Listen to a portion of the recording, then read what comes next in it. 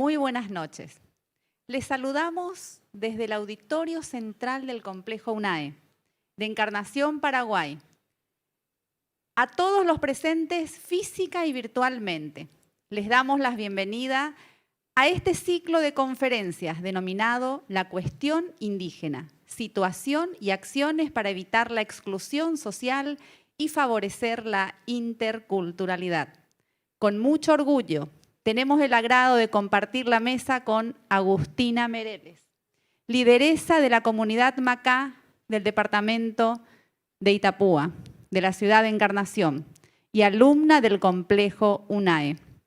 Los expositores esta noche harán un recorrido desde la concepción de la cultura indígena en un mundo que llama a la interculturalidad, hasta la realidad situada de lo que acontece en el Paraguay. El ciclo de conferencias es organizado por la Universidad Autónoma de Encarnación en colaboración con el aula María Zambrano de la Universidad de Málaga, España. Iniciamos así el ciclo de conferencias con la participación del primer expositor, el doctor José Zanardini, quien incluso llegó a vivir en aldeas indígenas por mucho tiempo. Él es antropólogo, teólogo y sociólogo, especializado en culturas originarias del Paraguay. Nació en Italia, donde realizó sus estudios de ingeniería química y civil en Milán. Estudió filosofía en Brescia, teología en Roma y antropología social en Londres. Vive en Paraguay desde finales de la década de 1970.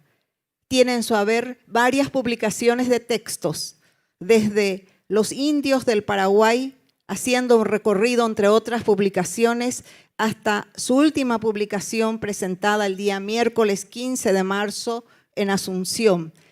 El título del último libro, El regreso a la selva.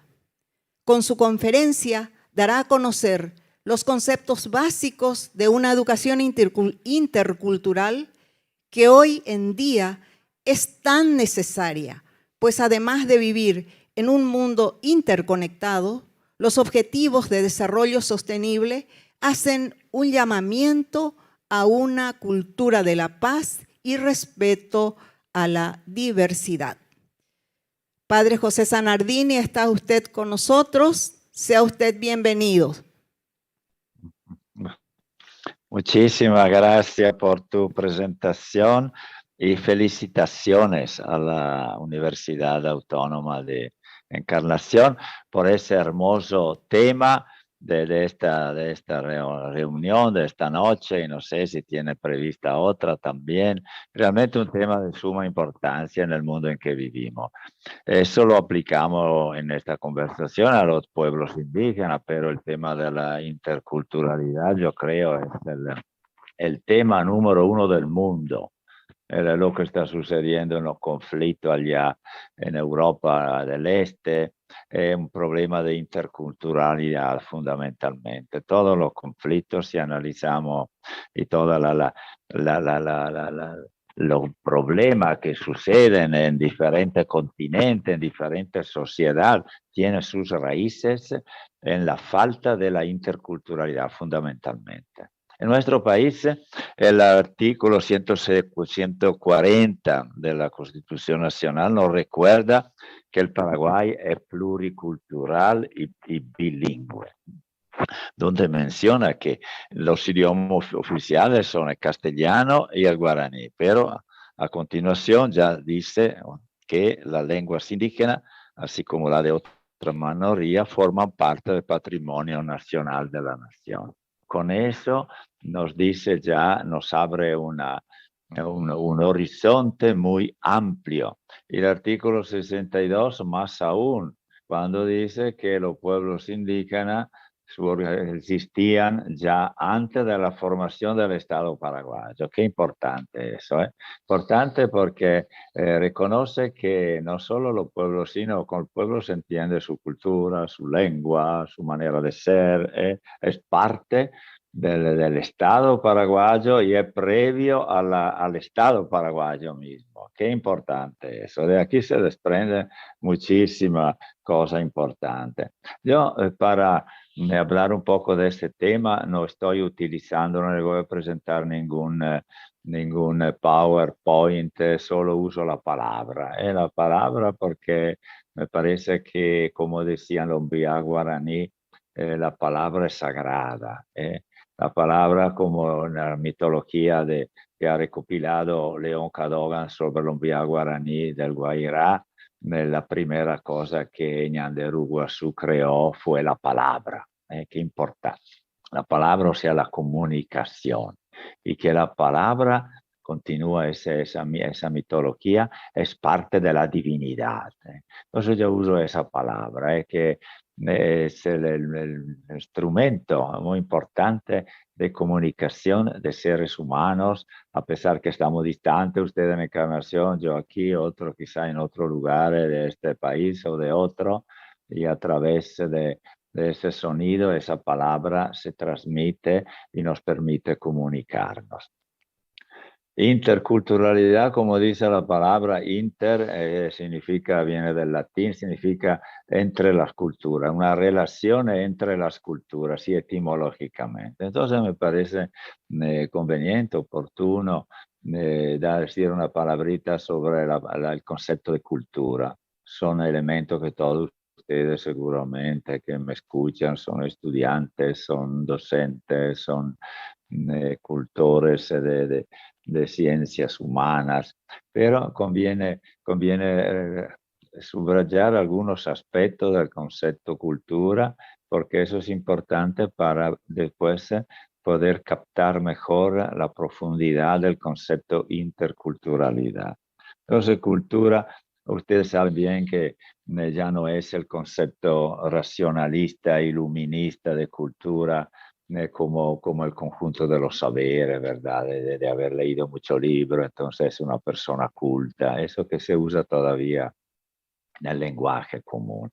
Cuando Nietzsche introdujo ese concepto de cultura como voluntad y decisión de un pueblo, creadora de un pueblo, entonces ahí se abrieron un horizonte grande porque esa capacidad creadora de las personas permite el cambio cultural. Y eso es fundamental. Entonces permite el cambio del ser humano, permite el cambio de la sociedad, permite el cambio de todo su entorno. Entonces ven ustedes que la cultura es un elemento explosivo de un pueblo. Y es lo que los pueblos indígenas deben trabajar ese concepto para realmente que puedan tener esa fuerza política que le permita ser lo que quieren ser dentro de una sociedad moderna y contemporánea. De los diferentes aspectos de cultura, que no voy a pasarle porque no es eso el tema de esta breve conversación, solo me fijo su uno que es importante para lo que diremos después. Y es que la cultura, que habíamos dicho es una construcción social, etcétera, política, etcétera, lo que sea, es una construcción simbólica. Eso me parece clave para entender después los conceptos básicos de la interculturalidad. ¿Qué significa que la cultura es una construcción simbólica? Simplemente eso. El ser humano no es solo pensamiento. Nosotros no somos solo reflexión. Nosotros no somos solo productores, creadores de racionales y materiales, de cosas, de sistemas, de estructura, etcétera, etcétera. No somos, en una palabra, no somos solo máquinas. Los seres humanos tenemos la capacidad de ir más allá de todo eso. Tenemos la capacidad de entrar en la profundidad del ser humano, allá donde existen los sentimientos, las emociones, las creencias, los afectos, los temores y los ideales. Y entonces la razón no logra explicar toda esa realidad importantísima del ser humano. Se necesita un instrumento que permita analizar esa parte del ser humano que es humana, pero no es aferrable, no es inmediata. Entonces ahí se introduce el concepto de símbolo, que para expresar esos valores o esos sentimientos, la cultura, los seres humanos generan símbolos, producen. Por eso son creadores, somos creadores. Por ejemplo, para hacerle un ejemplo, el símbolo, bueno, ustedes lo han estudiado, creo, en lingüística o no sé en qué materia. El símbolo tiene como tres componentes. Tiene el componente uno que es el significante. O sea, el símbolo es la cosa o la idea que vemos, que sentimos, es el significante. Por ejemplo, una bandera. La bandera es un pedazo de tela que tiene, en nuestro caso, tiene los tres colores de nuestra república, es su significante que es una bandera que representa un país. Después, ese símbolo, hay que ir más allá. Ese símbolo, si lo ve un africano, ve nuestra bandera, sí, dice, es una bandera, representa un país. Él no sabe qué país es. Pero para nosotros, ese pedazo de tela tiene un significado. El significado es que es el Paraguay. Es el segundo elemento del símbolo. El significado que tiene. Mientras que para un africano mira eso, no sabe si es la bandera de Sudáfrica o la bandera de la China o de la Australia o de Rusia o de donde sea. El significado. Ese representa al Paraguay, ese pedazo de tela con esos tres colores que conocemos. Y finalmente, lo más importante del símbolo es la significación. Fíjense en esa palabra. Significación. La significación, ¿qué es? Es el valor que damos nosotros a ese significante, a ese símbolo. Y en el caso del Paraguay, la significación es, por ejemplo, nos llama a los sentimientos del patriotismo, del ser un grupo humano, una sociedad, un país con determinadas características.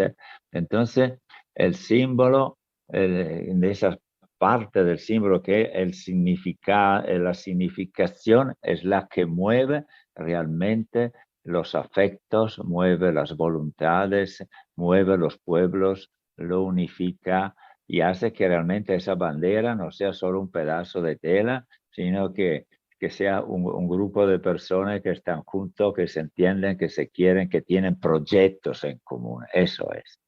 La significación es cuando un símbolo hace que todas las personas se identifiquen en ese símbolo.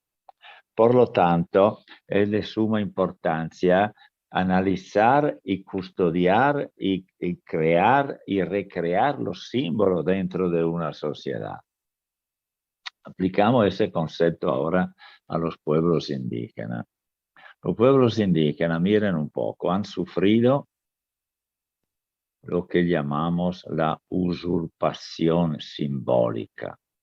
Sus símbolos han sido atacados, destruidos, despreciados, pisoteados, sin ir al tiempo de la colonia. Vamos a hacer un par de ejemplos dentro del periodo republicano, desde que Paraguay se hizo independiente, ¿verdad? En 1811. Vamos a analizar qué usurpaciones simbólicas hubo. Le cito el año 1825. En el año 1825 era presidente José Gaspar Rodríguez de Francia, ¿no es cierto?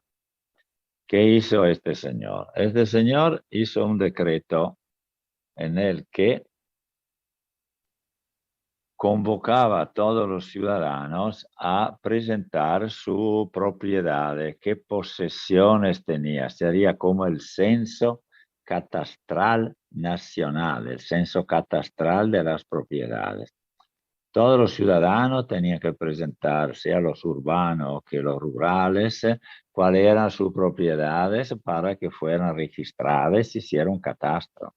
Y todas las propiedades no declaradas iban a ser automáticamente parte del Estado. El Estado se iba a adueñar de esos terrenos, de esos bienes, de ese patrimonio y pasaban a ser fiscales, como se suele decir. 1825. De los indígenas, pueblos indígenas del Chaco, nadie se enteró que existía un censo. Nadie se presentó. Y entonces, pasado cierto número de meses del decreto, todo el Chaco pasó a ser propiedad del Estado. Y en la región oriental existían 21 pueblos, la mayoría de origen franciscano, de la reducción franciscana, algunos son después de la disolución de la reducción jesuítica, sobrevivieron grupos que tenían propiedades, esos pueblos, territoriales, en común, comunitaria, tenían patrimonio, tenían estancia, ganadería, vivían relativamente bien. Eso se conservaron eso hasta el año 1848.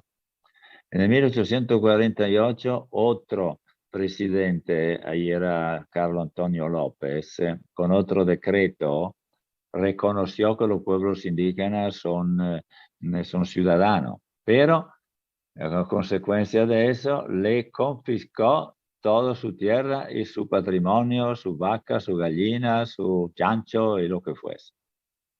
1848. Ahí, a partir de esa fecha, los pueblos indígenas del Paraguay quedaron ni siquiera con 1 metro cuadrado de tierra. Perdieron todos sus territorios. No eran más dueños de nada en términos territoriales. ¿Qué es eso? Esa es una usurpación simbólica. ¿Por qué?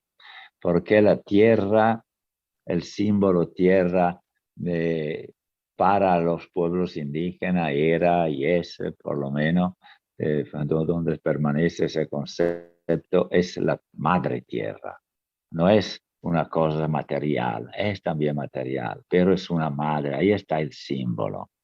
Es la madre que nos alimenta, es la madre que nosotros debemos cuidar, es la madre que me da para mis cobijos, me da mi alimento, me protege, me sostiene y yo también doy a la tierra mi cariño, mi afecto, mi protección. Hay una relación recíproca, como de persona a persona. Eso es el símbolo. Importantísimo.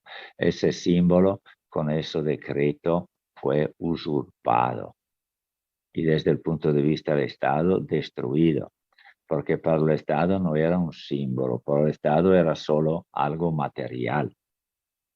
Y era un pedazo de tierra con valor económico, con dinero, con planta, con madera, con posibilidad de cultivo, de meter vaca, herea. Esa es la usurpación. Y con eso hubo muchas usurpaciones de los pueblos indígenas de tipo simbólico. La otra usurpación grande fue la usurpación de lingüística, por ejemplo, lingüística. Recién hace pocas décadas se está empezando a usar la lengua indígena dentro de la escuela indígena y también otra usurpación también la lengua guaraní con el pueblo paraguayo, otra usurpación, o sea, es una lengua que ya no es la esencia, como decían los guaraní, que era la palabra creadora, es la palabra divina, sino que había que silenciarla, eliminarla, aprender todo el castellano, porque esa es la lengua que tiene importancia. Usurpación lingüística. Fue gravísima. Entonces, ¿cuál es la reacción? La reacción de los pueblos indígenas, y aquí ya llegamos a la interculturalidad y también a terminar, porque porque el tiempo se me va, pero era muy importante subrayar eso porque después lo de la interculturalidad viene ya de consecuencia. La otra, lo que tienen que hacer los pueblos indígenas que empezaron a hacer, ¿verdad? Hace décadas y ahora también, es la insurgencia lingüística, simbólica, disculpen. Insurgencia simbólica, o sea, insurgir significa reunirse, tomar símbolos, crear símbolos nuevos quizá y generar alrededor de los símbolos la unidad del pueblo y la fuerza política para poder incidir dentro de la sociedad y recuperar los espacios.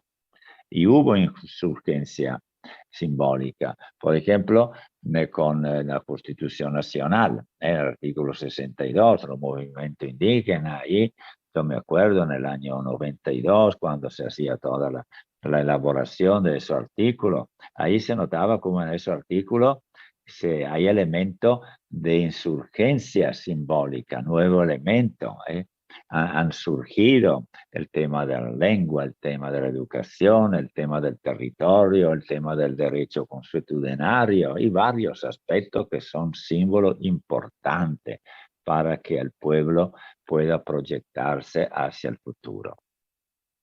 Finalmente, porque creo que el tiempo se me va, una vez que los pueblos indígenas son fuertes, con sus símbolos, quizá algunos son símbolos tradicionales recuperados, otros tienen que ser nuevos.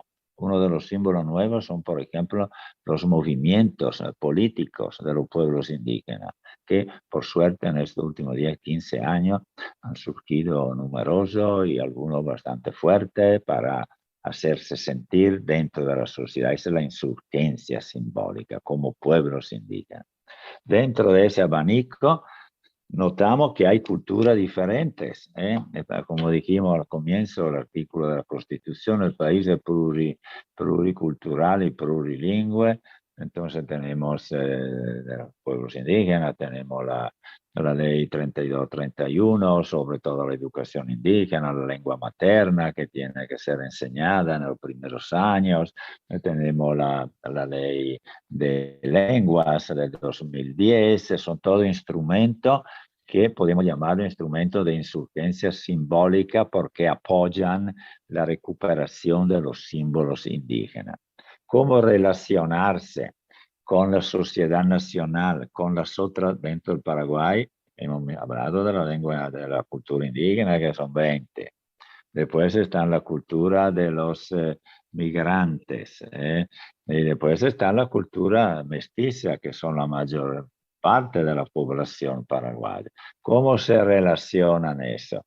Ahí entra la interculturalidad. La interculturalidad no es solo, no sé, hacer comisiones mixtas, que vamos a sentarnos ahí en la mesa, no sé, metemos un ibaclé, después un campesino y después uno de la chacarita, uno de aquí, uno de allá, la clase alta, la clase baja, y esa es la interculturalidad, meterlo, no.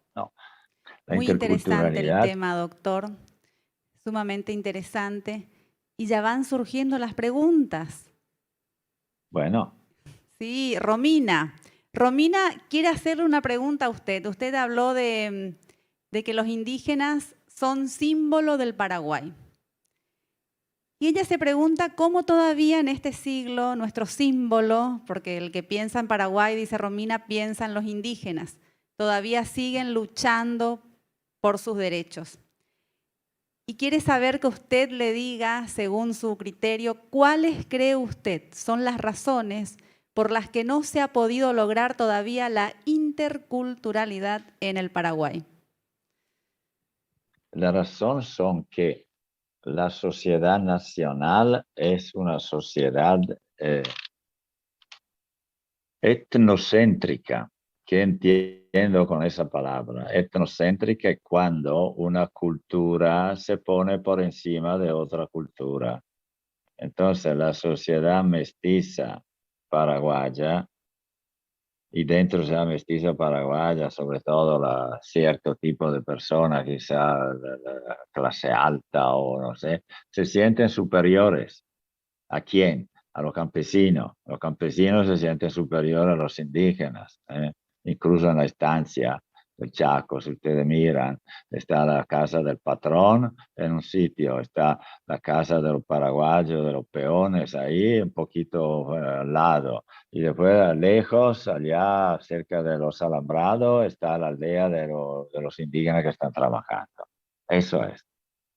Eso es el etnocentrismo. Es una palabra técnica que indica cuando una cultura se siente superior a la otra cultura. Entonces, para responderle a Romina, lo que hay que trabajar es hacer entender ese concepto a las culturas dominantes, hacerle entender que todas las culturas tienen la misma validez en términos de valor humano y creativo, ponerle todo al mismo nivel, no hay clase superior y clase inferior. Y esa es la interculturalidad y eso es el proceso que hay que construir para que haya simetría entre todas las culturas. Simetría entiendo, no igualdad, pero sí que estén todas en el mismo nivel, cada uno con lo suyo. Eso. No sé si es suficiente. Muchas gracias, sí, seguramente que Romina habrá entendido muy bien su explicación y nosotros también, ¿sí? Rocío también pregunta, según su experiencia, conviviendo con grupos nativos, ¿podría contarnos cómo cree usted se sienten los nativos viviendo en un país donde todavía no son incluidos socialmente? Según su percepción. Yo cuando trato con los pueblos indígenas frecuentemente me dicen la gente no nos comprende, la gente no nos entiende, la gente nos ladea. No, a veces ni siquiera le trata mal, pero le ladea. Y eso es un trabajo, lastimosamente, que ha quedado atrasado en la educación de los paraguayos, en los colegios, en la escuela paraguaya. No se da suficiente atención a la historia de los pueblos indígenas, a los valores de los pueblos indígenas, porque los mismos docentes no están formados para eso. Entonces, ahí donde hay un gran déficit en la formación de docentes que están impregnados de etnocentrismo, no conocen las culturas indígenas y por lo tanto no la pueden transmitir y enseñar esos valores de las culturas indígenas en el currículum de los estudios, sea del primer ciclo, el segundo ciclo, el tercero y hasta la media. O sea, hay que renovar los programas de enseñanza de historia, de antropología dentro de las escuelas para hacer entender lo que la persona que preguntó ahora pueda avanzar para la inclusión. Eso, la inclusión. Tiene que pasar por un cambio de ideas en la cabeza. Y eso tiene que partir, de mi punto de vista, con la educación, un proceso lento. En la interculturalidad, que es eso justamente, no es que se hace por decreto, es una construcción que pasa por etapas, por elementos, por transformación, y eso es siempre muy lento, una transformación cultural, es muy lenta. Muchas gracias, doctor. Por eso en esta mesa la tenemos Agustina, porque queremos construir juntos la interculturalidad. Respetamos a los grupos étnicos. Sara, le presentamos en este momento a la doctora Sara Mabel Villalba Portillo. Buenas noches, Sara. Muy buenas noches. ¿Se escucha? Se escucha. Dando seguimiento a la excelente disertación del padre Sarandini, le presentamos a Sara, quien posee un doctorado en procesos políticos contemporáneos, es magíster en ciencia política de la Universidad de Salamanca, España, licenciada en Ciencias de la Comunicación, investigadora activa del CONACYT, miembro fundador de la Asociación de Investigadores Científicos del Paraguay, autora además de artículos, libros, capítulos de libros sobre movilización y participación política de pueblos indígenas, acción colectiva y procesos electorales. La doctora trasladará los conceptos sobre interculturalidad a la realidad. La educación ha de permitir que las personas se inserten en la sociedad, además de que entiendan y respeten la diversidad. Sin embargo, existe una exclusión política de los pueblos indígenas que impide totalmente la participación activa en los quehaceres públicos. Por ende, está en riesgo cualquier posibilidad de preservar la cultura indígena. Le damos la bienvenida y le dejamos con el auditorio a la señora doctora Sara. Buenas tardes de nuevo, buenas tardes a todos y todas. Muchas gracias por su presencia en esta tarde-noche, ¿verdad? Y quería agradecer especialmente la invitación a la Universidad Autónoma de Encarnación por esta invitación y felicitarles por la iniciativa de crear estos espacios, ¿verdad? Con diferentes enfoques sobre la realidad de los pueblos indígenas, como ya estuvimos escuchando al padre Zanardini, están en una situación de exclusión, ¿verdad? Generalizada y provocada. Entonces, es un honor y un placer estar en compartir con la universidad y con tan distinguidos colegas de ciencias sociales. Mi tema tiene que ver con una línea de investigación de hace muchos años que es sobre la participación política de los pueblos indígenas. Les voy a compartir pantalla, espero que se pueda ver. No sé si se ve.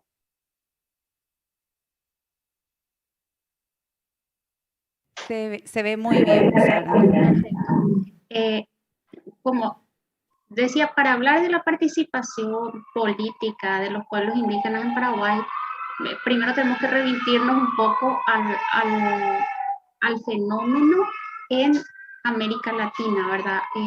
Porque no solamente en Paraguay hay participación política de los pueblos indígenas, sino sobre todo ha comenzado en países con población indígena con alta proporción en relación a al resto de la población, ¿verdad? Por ejemplo, vemos que esto comienza especialmente en la década del 90, tenemos lo que llamamos un fenómeno que es la internacionalización de la causa indígena, donde se dan sucesivas grandes movilizaciones indígenas en varios países del continente por diferentes razones, sobre todo de defensa de derechos que tienen que ver con realidades de exclusión de los pueblos indígenas en todos los países de América Latina, ¿verdad? Y en esa sucesión de movilizaciones, de reclamos, de acción colectiva de los pueblos indígenas, empiezan también a surgir y a consolidarse partidos indígenas, partidos políticos indígenas, especialmente en Bolivia, en Ecuador, en Guatemala, en Colombia, en Nicaragua, actualmente también ya hay en Chile, en México. Y en ese proceso también se consolida, o sea, de manera paralela, se consolida un marco legal que incluye los principales derechos indígenas. Y de entre ellos, ¿verdad? El convenio 169 de la OIT es el más importante, ¿verdad? Y que hace referencia también a la participación política de los pueblos indígenas. Esto, por otro lado, en los diferentes países se hacen reformas constitucionales porque estas reformas, digamos que surgen luego de la caída de diferentes dictaduras que hubo en América Latina en los 70, en los 80, y una vez que esas dictaduras son reemplazadas por gobiernos democráticos, ¿verdad?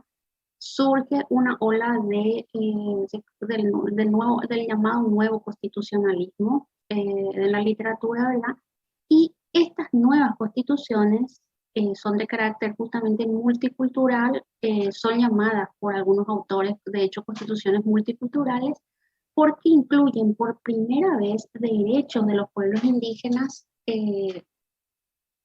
que están basados en los reclamos de estos pueblos, ¿verdad? Entonces, ¿qué es lo que ha ido ocurriendo? Primero que han surgido y se han consolidado estos partidos indígenas. Como les digo, estos han sido en Bolivia, en Ecuador, estos han sido los primeros países donde ha habido partidos indígenas, pero ahora también tenemos partidos indígenas en México y en Chile, bueno, anteriormente no era común, y en Perú también. Entonces, en la mayoría de los países o en varios países de América Latina ya hay partidos indígenas, y en los últimos años, según informes sobre todo del mecanismo eh, de derechos humanos de las Naciones Unidas, se ve que los pueblos indígenas han conseguido mayor espacio en parlamentos nacionales y también en parlamentos locales, es decir, lo que para nosotros serían juntas municipales, juntas departamentales. Han habido, o sea, ha habido un aumento de este número. Y uno de los factores que han incluido o las causas que han contribuido a eso, por un lado, la adopción de mecanismos de representación especial o mecanismos de acción afirmativa, tienen diferentes nombres, ¿verdad? Por un lado, y por otro lado, la formación de partidos indígenas. Vamos a ver que estos mecanismos de representación especial tienen que ver con diferentes instrumentos, ¿verdad?, que permiten que los pueblos indígenas puedan participar en espacios políticos por vías que, como dice el nombre, ¿verdad?, son específicas para los grupos indígenas. Y no solamente para los grupos indígenas, también para algunas minorías étnicas o minorías lingüísticas en diferentes lugares, también se utilizan estos mecanismos de representación especial.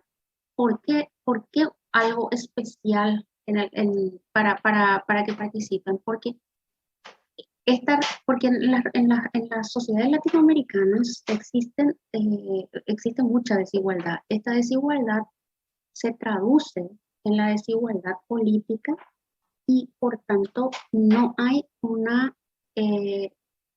existe igualdad de condiciones para la competencia política. Es decir, los pueblos indígenas están en condiciones de desventaja para competir políticamente en relación al resto de los grupos en los países, ¿verdad?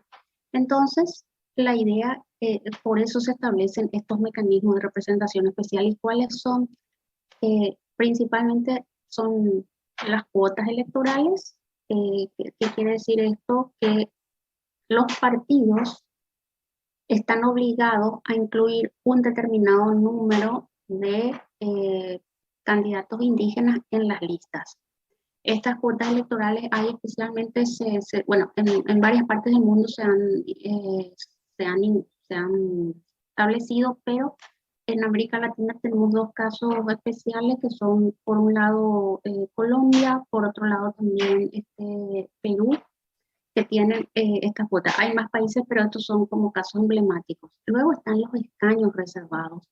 Los escaños reservados quieren decir que hay 2 o 3 o 4 escaños en el Congreso o en las diferentes asambleas legislativas, ¿verdad?, que están reservados exclusivamente para los pueblos indígenas. O sea, es decir, es para ellos. Entonces hay un registro electoral indígena que permite que los propios indígenas voten a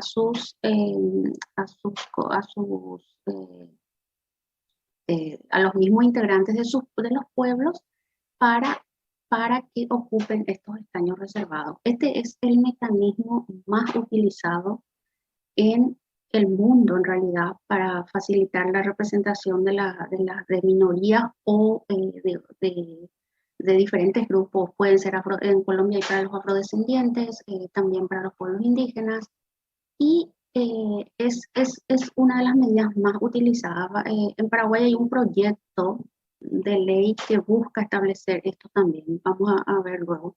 Y luego están las circunscripciones especiales, donde por medio de una división del territorio se busca que voten especialmente electores de un grupo determinado indígena, ¿verdad? Estoy haciendo un resumen porque por la cuestión de tiempo, ¿verdad? No me quiero detener tanto en esto. Y luego están los umbrales electorales excepcionales, que es cuando un determinado sistema electoral exige que se llegue a que los partidos o que los movimientos cumplan ciertos requisitos para poder ingresar, para que sus integrantes puedan ingresar a los cargos después de las votaciones. Entonces, voy a poner un ejemplo. En Paraguay, por ejemplo, para que un senador, o sea, un candidato consiga un escaño en el Senado, más o menos necesita unos 45.000 votos. Entonces, por medio por medio de una ingeniería en el sistema electoral, esos umbrales se pueden bajar de manera a permitir la entrada de candidatos de partidos con pequeños o con menores posibilidades en general. Entonces, esto a nivel muy general son mecanismos de representación especial que han sido incluidos en varias constituciones de países latinoamericanos y que permiten la elección, la participación de indígenas en los diferentes parlamentos. Bueno, esto como había mencionado, actualmente hay en más países hay partidos indígenas y no puse acá, pero también en varios países existen estos mecanismos de escaños reservados. Tenemos en Venezuela, tenemos en Colombia, en Bolivia, también, como decía, hay un proyecto para que haya acá y otro en Chile ahora con la nueva constitución. Circunscripciones especiales hay en México y umbrales electorales excepcionales en realidad no ha sido poco aplicado en general en América Latina. Bueno, ahora les presento un poco lo que es un panorama general, ¿verdad? De la participación de cómo ha sido hasta ahora la participación política de pueblos indígenas en Paraguay. Estamos hablando, cuando hablamos de participación política, hablamos de una participación política externa, es decir, una participación de los pueblos indígenas en el ámbito del Estado, porque también existe una participación política al interior de las comunidades indígenas, ¿verdad? Pero en este caso, cuando yo me refiero a participación política, me estoy refiriendo a la participación externa, es decir, en el ámbito estatal. Básicamente la participación política electoral de los pueblos indígenas, ¿verdad? Comienza en la postdictadura estronista, porque anteriormente, bueno, como durante la dictadura no había necesidad de buscar electores indígenas, dado que las elecciones no eran transparentes, entonces los indígenas no habían participado mucho en esto. Pero después de la dictadura, sí, ya los partidos se han acercado a las comunidades, por un lado, buscando electores, y por otro lado también algunos partidos políticos ya han incluido a indígenas en sus listas de candidatos, ya sea para juntas municipales o departamentales. Y sí, importante también mencionar que los partidos tradicionales, bueno, sabemos que son centenarios, ¿verdad? No hacen referencia a los indígenas en su declaración de principio, en sus idearios, no hay ninguna mención. Sí hay en algunos partidos más nuevos, pero no en los tradicionales. El marco legal en Paraguay sobre la participación política indígena está basada en primer lugar en la Constitución Nacional. También, o sea, la Constitución Nacional ha incluido esta este derecho a la participación en el ámbito del político nacional.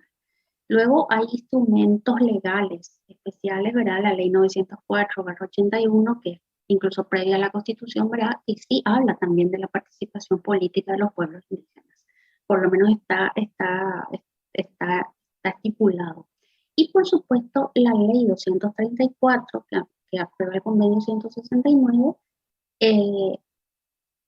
permite que lo que dice en el convenio sobre participación política indígena sea una ley en Paraguay. Y luego actualmente también hay un protocolo para el proceso de consulta y consentimiento libre, previo e informado con los pueblos indígenas. Esto también basado, ¿verdad?, en el convenio 169. Este protocolo es de fines del 2018. Recién se aprueba el protocolo concreto. Y entonces, este es como un panorama del marco legal que existe en Paraguay para la participación indígena. Hay otras leyes aparte de esta, ¿verdad? Porque la ley, por ejemplo, de educación o la de educación indígena o la ley de salud indígena incluyen también artículos sobre la participación. Luego lo mismo la ley que obliga a que haya funcionarios indígenas, etc.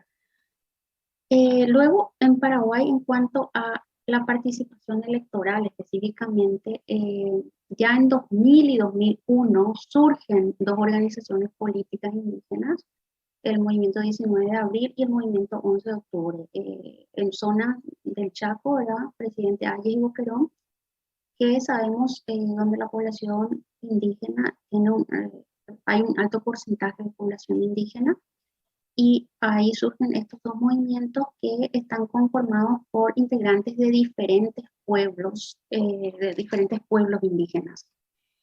Y participan de elecciones nacionales en el 2003, pero para cargos en las juntas departamentales, especialmente en Boquerón y en Presidente Ayes, y en el 2019, pero ninguna de estas agrupaciones se presenta de manera autónoma, sino bajo auspicio de otros partidos políticos, porque no consiguieron reunir todos los requisitos que exige la justicia electoral, o sea, el código electoral en Paraguay, para que los movimientos políticos participen de manera autónoma, movimientos o partidos políticos.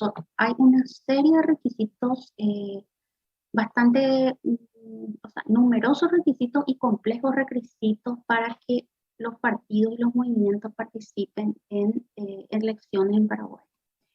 Y en este sentido, en el 2017, y ya con miras a las elecciones que fueron en abril de 2018, se conforma el movimiento político indígena plurinacional del Paraguay, precisamente encabezado por el arquitecto Jerónimo Ayala, que es del pueblo Mbudá, ¿verdad? Y este es el primer movimiento político indígena en Paraguay que compite de manera autónoma, es decir, sin el auspicio de otro partido político, y también es el primer movimiento que compite por cargos de nivel nacional, porque presenta una lista para Cámara de Senadores, para diputados y para el Parla Sur. Entonces, esto marca así como una inflexión en ese sentido de lo que es la participación política electoral de pueblos indígenas en Paraguay. Más o menos con un poco más de 26.000 votos consiguieron para la lista, pero no pudieron ingresar, como había dicho. Para que un senador ingrese se necesitan más o menos 45.000 votos. Entonces, doctora Sara, sí. Un tema tan sensible que produce múltiples cuestionamientos y tenemos acá a Fante. ¿Cuál sería el mecanismo de representación especial que tendría más posibilidades de incluir a los partidos políticos en Paraguay? ¿Se está estudiando esto actualmente? Sí, voy a llegar a eso después de precisamente. Voy a hablar de los escaños reservados. Su siguiente investigación. No, acá voy a presentar. Muy bien, Sí. muy bien. Bueno. Acá voy a presentar, sí. Ya voy a ir terminando porque por el tema del tiempo. Bueno, entonces, ¿qué tenemos? ¿Cuál es el panorama para las elecciones generales del 2023? Actualmente, este movimiento indígena del cual hablamos está buscando convertirse en partido y actualmente hay una recolección de firmas porque se necesitan 15.000 firmas para la formación del partido y es el partido encabezado por Jerónimo Ayala del pueblo Mbua. Luego hay otro movimiento que se ha conformado recientemente también, que es el movimiento indígena republicano y que también está trabajando con la recolección de firmas y que está encabezado por Paulina Villanueva, que es del pueblo, perdón, no es del pueblo Mbua, es del pueblo Huana. Acá hay un error mío, pido disculpas, es del pueblo Huana y hay un proceso de formación también de un movimiento político indígena en la zona suburbana que está conformado por diferentes integrantes de diferentes pueblos indígenas. Por de pronto, yo no sé si este último grupo realmente desconozco si ya están formando, buscando firmas también, pero estos dos grupos sí están buscando firmas. Doctora Sar, el cuestionamiento sería, ¿cuál sería el mecanismo de representación especial que tendría más posibilidades de incluir a los pueblos indígenas en el Paraguay? ¿Qué opina usted? Esto es lo que han presentado ahora, actualmente, los pueblos indígenas, que es el proyecto de ley para escaños reservados. Por lo que dice la evidencia empírica, por lo que dice la teoría, este es uno de los mecanismos más, ¿cómo diríamos?, más efectivos para la representación, porque necesariamente reserva, como dice el nombre, reserva lugares para los pueblos indígenas. Y actualmente hay un proyecto de ley que plantea la plantea la reserva de 2 escaños para representantes indígenas en la Cámara de Diputados, la Cámara de Senadores, uno para la región oriental, otro para la occidental y 2 escaños en juntas municipales y juntas departamentales en municipios y departamentos donde hay población indígena, ¿verdad? Este proyecto de ley también, por supuesto, incluye la creación de un padrón electoral indígena, porque solamente los indígenas, los integrantes del pueblo indígena, votarían para elegir a sus representantes. Este mismo sistema se utilizó ahora para la Convención Constituyente en Chile. Se creó un padrón electoral indígena donde los propios indígenas, o sea, votaban para sus representantes en la convención con escaños reservados. Y también, si se llegara a aprobar, ¿verdad?, implicaría la participación en el Parlamento Indígena de América, ¿verdad?, que es un parlamento que aglutina a los representantes de pueblos indígenas, diputados o senadores.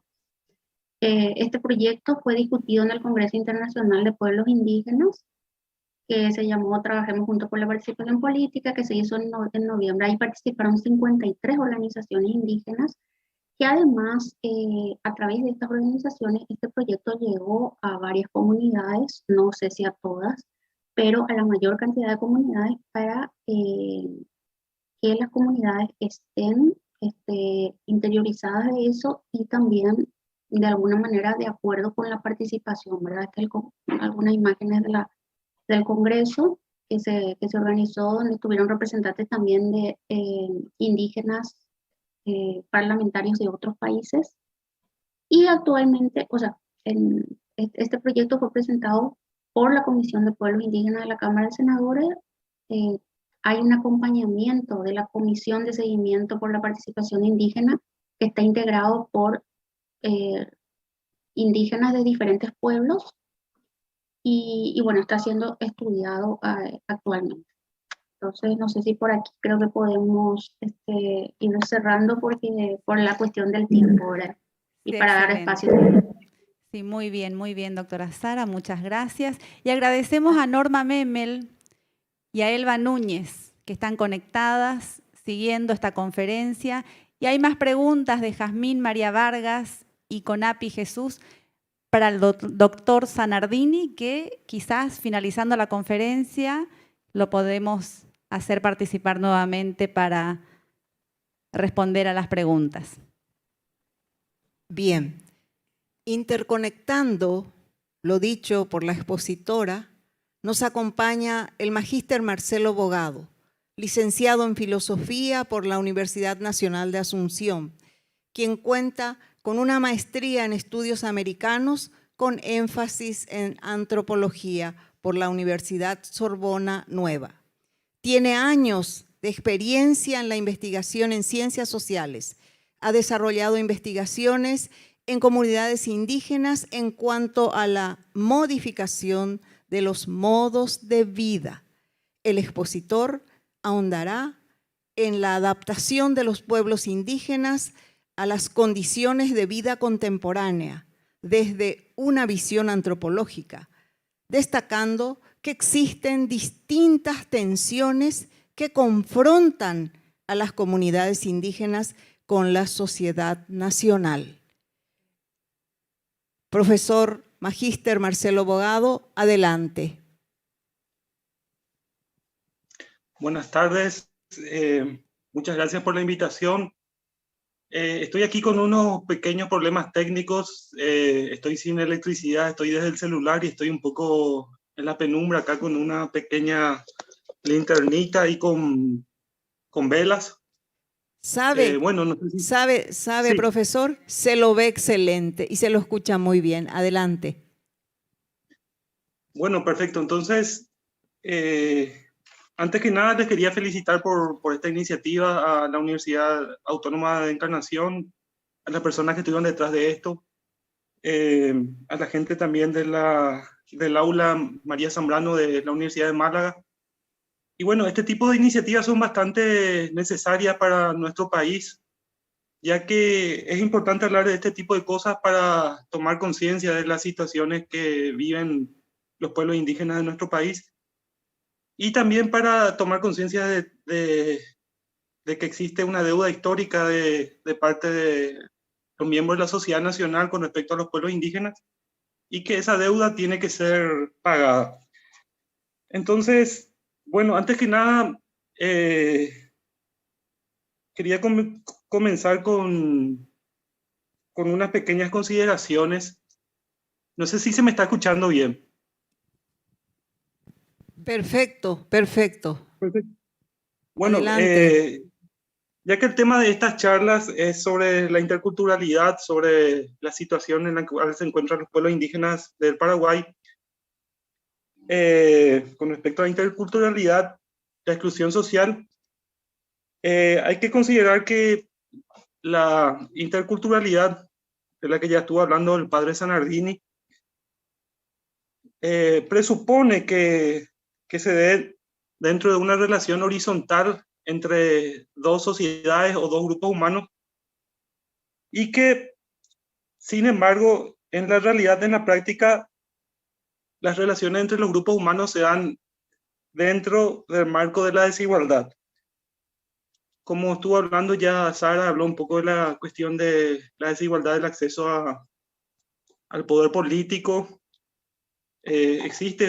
Cuando existen varios grupos humanos, existe un grupo que tiene mayor acceso al poder político, tiene mayor poder económico, tiene más oportunidades, tiene mayor capital social, etc. Entonces, esas situaciones hay que reconocer como un punto de partida y hay que ser conscientes de eso y hay que ver la forma de visibilizar eso como una condición previa para comenzar a hablar de interculturalidad. Entonces tenemos un ejemplo que podemos tomar de esto que estoy mencionando, que es lo que se estuvo dando en los últimos años en Canadá. Canadá hizo una comisión de verdad y reconciliación, que así le llamaron, donde un grupo de personas investigaron todo lo que sucedió en el pasado relativamente reciente con respecto a las políticas asimilacionistas que habían tenido los canadienses con los pueblos indígenas. Y a partir de esa comisión sacaron un informe y recomendaciones. Entonces, a partir de eso, de estas recomendaciones, el Estado, el gobierno de Canadá, tomó una serie de medidas. Entonces, para citar una, este año, por ejemplo, en el año 2022, el Estado de Canadá puso a disposición 31.000 millones de dólares americanos para indemnizar, por una parte, a las víctimas de lo que fueron los colegios internados que tenían con la población indígena, donde hubieron varios atropellos. Y parte de ese dinero también se va a usar para otras medidas para que este tipo de cosas no vuelvan a suceder. Entonces, una cosa que es importante, entonces, esto que tiene que reconocerse la situación de lo que se hizo mal y tomar medidas para corregir eso, ya que a partir de eso recién puede haber, digamos, un diálogo horizontal. Con respecto al caso de Paraguay, la población indígena, si se la compara con la población no indígena, se encuentra con indicadores bastante inferiores con respecto a la población nacional no indígena. Por citar un caso, con respecto a la escolaridad, los indígenas tienen en promedio aproximadamente 3 años de estudio y la población no indígena tiene en promedio 9 años de estudio. También existen otra serie de situaciones que se están dando, como por ejemplo desalojos violentos en el caso de disputas de tierras, existe discriminación, existe prejuicios, y todas estas situaciones tienen que ser reconocidas como una condición previa para poder hablar de interculturalidad. Entonces, bueno, en esta presentación yo voy a ver 4 situaciones en las cuales se dan dilemas con respecto a lo que implica adaptarse o integrarse por parte de la sociedad nacional, de los pueblos indígenas de la sociedad nacional. En primer lugar, un aspecto es el de la prensa que pone una imagen de cómo tienen que ser los pueblos indígenas con respecto a la producción. Acá justamente está mostrando ahí imágenes de eso. El segundo aspecto tiene que ver con estrategias económicas en las cuales los pueblos indígenas optan, por un lado, entre mantener ciertos aspectos de la economía tradicional y, por otro lado, necesitan dinero. El tercer aspecto tiene que ver también con estrategias económicas y tiene que ver con que muchas veces las opciones que toman no son las mejores. El cuarto aspecto tiene que ver con la imagen que miembros de la sociedad nacional tienen con respecto a cómo tienen que ser los pueblos indígenas. Y que eso también hace que se encuentren en una negociación con respecto a cómo ellos optan por vivir su vida. Sí, si puede retroceder un poco una diapositiva. Bueno, entonces, en este primer aspecto, esto se da sobre todo en la prensa escrita, que se da una imagen, por un lado, de lo que se puede llamar el buen indígena y por otro lado, el mal indígena. El buen indígena, entonces, es una imagen de un modelo a seguir y que muestra que los indígenas, si es que viven de esa forma, van a vivir bien y hay que seguir el ejemplo de aquellos que viven de esa manera. El mal indígena, entonces, es otro tipo que sería un grupo de indígenas que viven de cierta manera que hace que vivan mal, digamos, mal y pronto, y que tienen que eliminar esas características para poder vivir bien. Sí, siguiente. Entonces, aquí, por ejemplo, hay 2 artículos, perdón, en el primero, que se llama Indígenas incursionan en el cultivo de la soja, entonces muestra el caso de la comunidad H de Puerto Barra, y en el segundo artículo, el problema de los pueblos indígenas, muestra, o sea, que habla de cómo no tienen que ser los pueblos indígenas. Sí, siguiente. Entonces, en este primer artículo, que se llama Indígenas incursionan en el cultivo de soja, se trata del caso de la comunidad H de Puerto Barra, que es una comunidad que bastante suele hablar la prensa escrita como un ejemplo a seguir. Y que, bueno, aquí hay dos fragmentos de este artículo.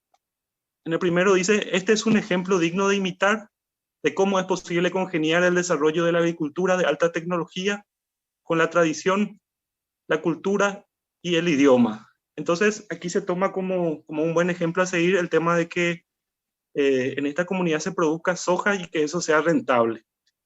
Acá se muestra otro fragmento donde el periodista habla con una persona de la comunidad y donde se cuenta un poco este diálogo. Entonces la cita dice, nos va bien y pensamos que nos va a ir mejor, dijo Puapuray al contrastar esta situación con la de la mayoría de las etnias indígenas de Paraguay, que usan sus tierras para recolectar o cazar como sus ancestros y esperan ayuda de las organizaciones indigenistas, opinó. O sea que se muestra cómo la situación de esta comunidad es diferente a la otra y que las demás comunidades indígenas deberían de invitarla. Sí, siguiente. En este segundo artículo, entonces, se muestra lo que llaman el problema de los pueblos indígenas. Y entonces, en una de las citas dice, lo que más puede haber influido para que muchos de los pueblos indígenas chaqueños dejaran de ser salvajes, como se los llamaba, fue la ocupación militar de la región, el ingreso de ganaderos, de empresas tanineras y de colonos menonitas. En la región oriental, igual resultado produjo la explotación yerbatera, maderera y ganadera. Y por último, la marcha al este de la creciente población paraguaya, ligada a la política estronista de aproximación física al Brasil. Entonces, bueno, acá se presenta a los pueblos indígenas como en un proceso de asimilación que es positivo, en el cual van aprendiendo, digamos, a civilizarse, digamos, mal y pronto. En el segundo fragmento dice, en la región occidental se dieron grandes extensiones de tierra a distintos pueblos indígenas a título de presuntos hábitats ancestrales, que de hecho no existieron, pues todos ellos eran realmente nómadas y se movían dentro de áreas a veces muy extensas y por haber sido fijados a puntos precisos tras acabar con la fauna silvestre de los mismos y aún con los árboles maderables, no parecen encontrar más solución que la de pedir creciente asistencia al Estado Nacional. En la región oriental las cosas parecen aún peores. Las tierras que se les concedieron son menores y los paraguayos les roban el bosque y aún les ocupan sus supuestos dominios. La solución es igual a la del Chaco, el asistencialismo estatal. Bueno, acá lo que muestra es que, digamos que las comunidades indígenas tienen ciertos problemas, ciertas situaciones, sobre todo de penurias económicas y que cayeron en la mala práctica de esperar todo servido por parte del Estado y que digamos que detrás de eso están antropólogos y ONGs indigenistas que son los únicos que se benefician. Entonces, este artículo muestra más o menos ese panorama. Sí, siguiente.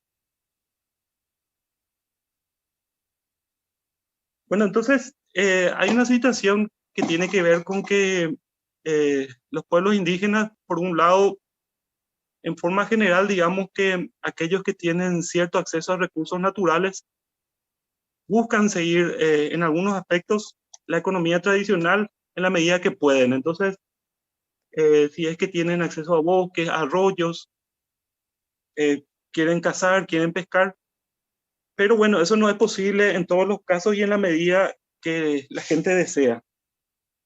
Pero bueno, hay gente también que ya se encuentra en condiciones diferentes, como las comunidades urbanas, ¿verdad? Acá sí tomamos en cuenta los macá, que ahí hay una señora macá con ustedes. Justamente los macá, desde que a finales de los años 30 dejaron el Chaco y vinieron primero hacia Asunción, después se fueron hacia Encarnación, Ciudad del Este, ya están en un ambiente urbano y ya prácticamente ya no conservan las prácticas de cacería y demás, a pesar de que tengo entendido que hay algunos hombres que suelen ir también a cazar, pero bueno, ya no es su forma de vida actual. Bueno, entonces, el dilema que se da entre mantener ciertos aspectos de la economía tradicional, pero que se necesita dinero. Entonces, se necesita dinero para todo hoy en día. como cualquier persona, para comprar comida, para el saldo del celular, para la nafta, etc. Entonces, existen diferentes estrategias para obtener esto, pero hay una cuestión que hay que tener en cuenta, que es también que para conseguir dinero se necesita también tener ciertas aptitudes y ciertas herramientas para poder hacer eso. O sea, se necesita en algunos casos educación, capacitación, tener financiación, etc. Entonces, esto no es algo que se da de por sí de forma mágica, sino que se necesitan ciertas condiciones también, no es que se da así nomás. Sí, siguiente. No, hacia atrás, hacia adelante, sí. Entonces, acá hay una situación también que se suele dar, que es que muchas veces en ciertas comunidades, ciertas personas, teniendo esta necesidad de obtener dinero, como se encuentran en una situación de vulnerabilidad, optan por alternativas que pueden ser no las mejores, pueden ser incluso perjudiciales, pueden ser dañinas con el medio ambiente, incluso pueden ser ilegales. Entonces, tenemos, por ejemplo, en el año 2020 me tocó colaborar un poco con el Plan de Ordenamiento Territorial de Filadelfia y recorrimos un poco por las comunidades ayoreo del distrito, y mucha gente en estas comunidades decía que estaban interesados en los casos que anteriormente producían carbón, volver a producir carbón. Otros decían que no habían producido pero querían. Entonces estaban pensando como una alternativa de generación de ingresos, cortar los montes que tienen y generar carbón. Entonces muchas veces se da un cálculo racional, digamos, de una opción que se supone que es la mejor, pero que se piensa más bien en la inmediatez de lo que va a conseguirse dinero fácilmente, pero no se piensa en las consecuencias de eso. Sí, el siguiente. Entonces, por otro lado, está esto que acá lleva por título el dilema de la adaptación, que tiene que ver con que los individuos de los pueblos indígenas se encuentran, digamos, a grandes rasgos, en muchos casos, entre un dilema entre seguir la tradición o seguir elementos de la tradición, y por otro lado, adaptarse a la sociedad moderna. Entonces existe como una contradicción entre estos dos elementos, y lo que puede generar una tensión identitaria. Para esta cuestión de la adaptación hay que tener en cuenta que el punto de partida tiene que ver con los rezagos históricos de los que hablamos al principio, de esta cuestión de que en los indicadores con respecto a las condiciones de vida, los pueblos indígenas tienen peores condiciones de vida, y que es el punto de partida para cualquier tipo de voluntad de adaptación. Después existe una situación también que suele ser bastante frecuente, sobre todo con los indígenas urbanos, que es que los miembros de la sociedad nacional tienen una idea en la cabeza de que los indígenas tienen que ser de cierta forma, tienen que ser personas con un estilo de vida rural, primitivo, asociado con la tradición, y que desde ese punto de vista no tienen que, por ejemplo, usar celulares, vestirse de cierta forma, etc. Y entonces, si es que los pueblos indígenas, los miembros de los pueblos indígenas usan celulares o se visten de cierta forma o tienen cierto tipo de costumbres, ya los miran con sospechas como que ya no son indígenas, ellos ya son como nosotros. Y bueno, entonces, incluso, por ejemplo, con respecto a los indígenas urbanos, ya se les quita el derecho a poder pretender tener políticas específicas en cuanto a indígenas, porque se supone que si ya están en la ciudad ya dejan de ser indígenas. Doctor Hay otra Marcelo, situación. hay una Sí. pregunta muy interesante. Espera, disculpe, ya estoy terminando. Aquí ya Perfecto, un minuto perfecto. más. Bueno, perfecto.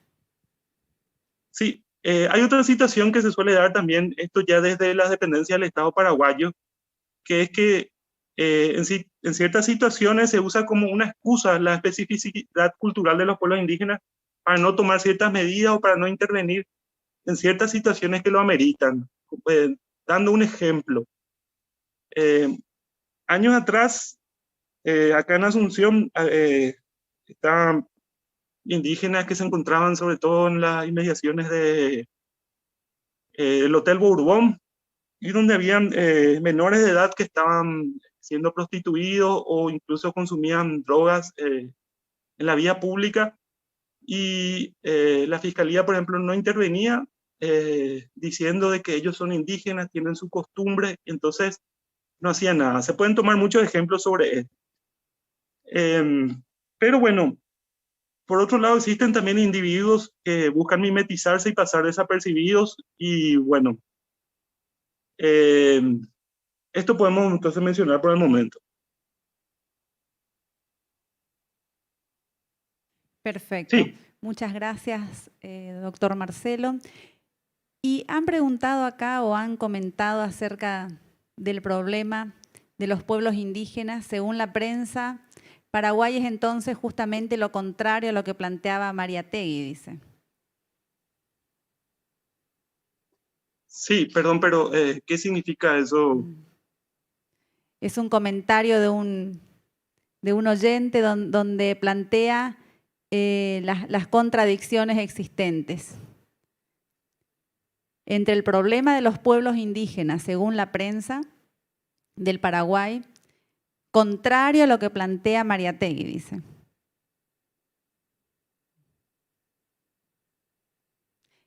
Y después tenemos, sí, una pregunta de Florencia. ¿Qué considera usted que debiera hacer el Estado paraguayo a fin de aminorar las brechas de desigualdades entre los pueblos autóctonos y los no autóctonos? ¿Qué debiera hacer según su criterio el Estado paraguayo? Perfecto. Perdón, yo tuve acá un problema de conexión. Escuché lo de Florencia, no sé si algo se dijo antes o no.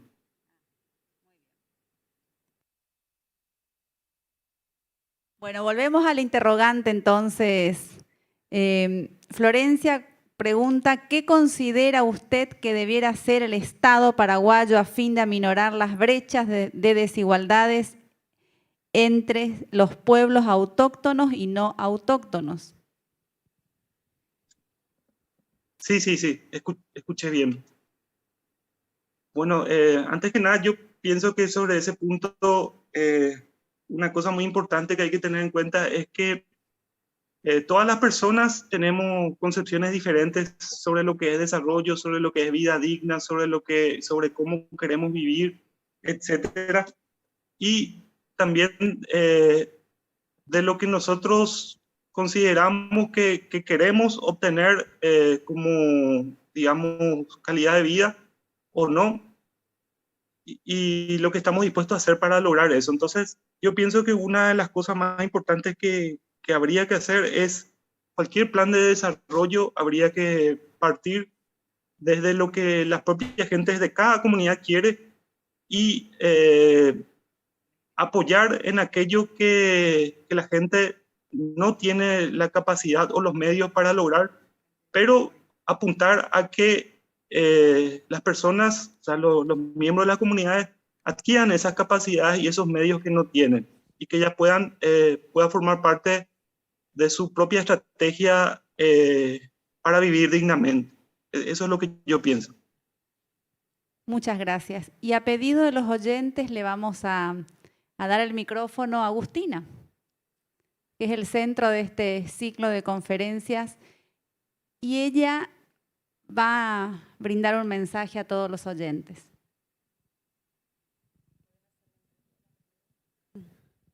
Yeah.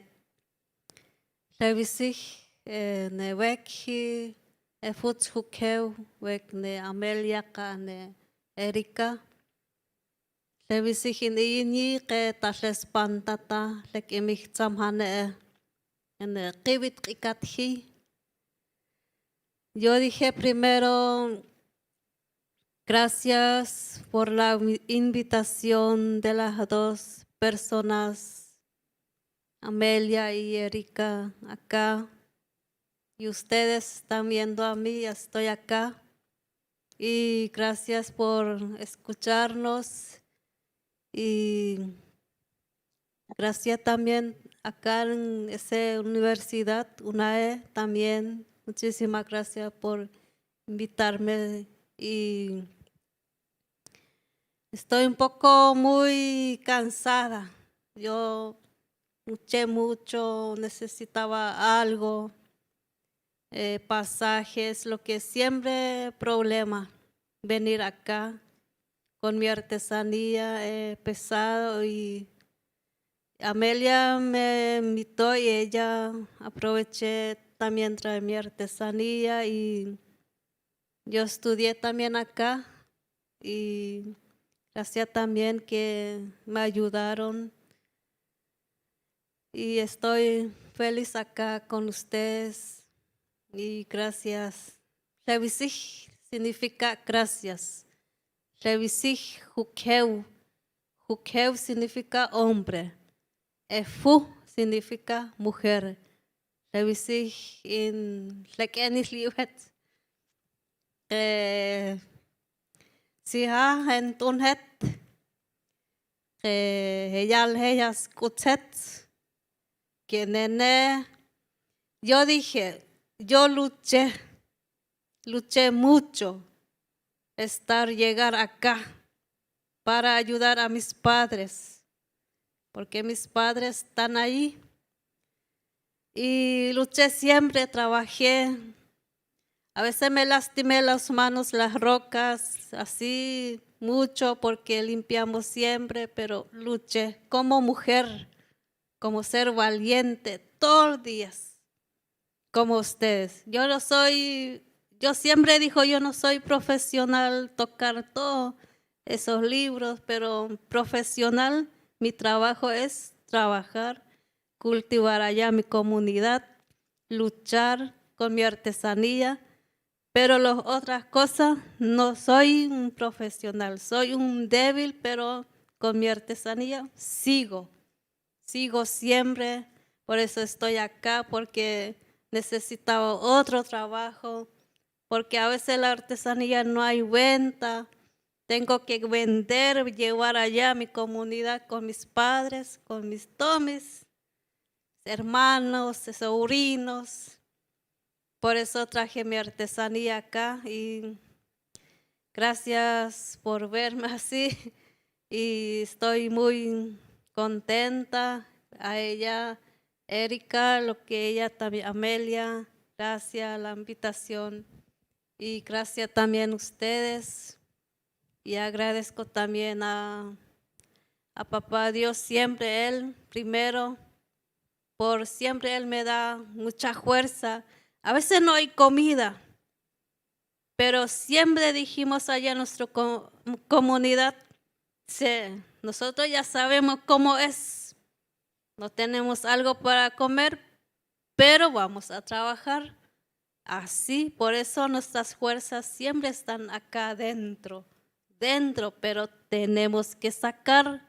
No es para sentar ahí, escuchar así o sentada así, pero siempre dijimos, no, vamos a trabajar así como una mujer, como los hombres también, sé que ellos también trabajan, pero yo sé bien, yo siempre, por eso allá mi comunidad siempre dijo, quiero ser como los blancos, como ellos son, trabajan, estudian, yo también quiero ser los niños allá, dicen. Por eso ellos están estudiando, yo también quiero ser como ustedes, que son muy inteligentes, tocar celular, toda esta cosa, todo, así, libros, leer, todo. Por eso yo siempre digo, quiero ser como ellos, como mire, cómo trabaja, cómo toca celular, yo también quiero ser como ellos. Y así nomás, gracias, Revisig.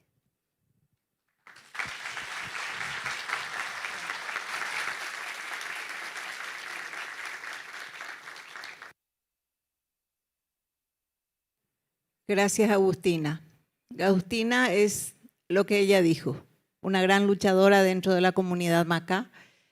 Agustina en este momento no es una figurita decorativa del escenario, es una persona de bien, es una persona trabajadora al máximo, es la hija del líder de la comunidad Macá y es una persona inmensamente activa, es maestra en su comunidad. En la comunidad Macá hay una escuela y ella es la maestra de ese lugar.